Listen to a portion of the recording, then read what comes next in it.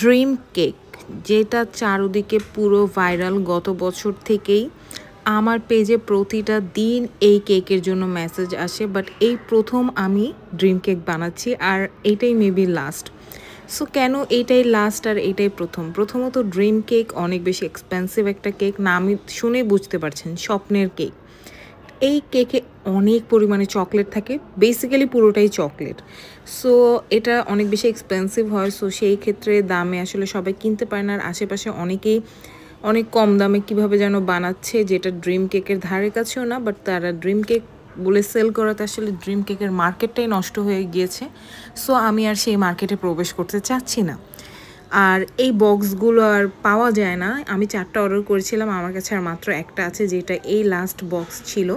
So এই কেকের একটু বৃত্তান্ত বলি। প্রথম লেয়ারটা ছিল স্পঞ্জ কেক, সেকেন্ড লেয়ারটা ছিল chocolate butter cream cake, third লেয়ারটাও ছিল sponge cake, fourth layer chocolate ganache, and fifth layer ছিল একটা শক্ত চকলেটের লেয়ার, যেটা হবে সেটা।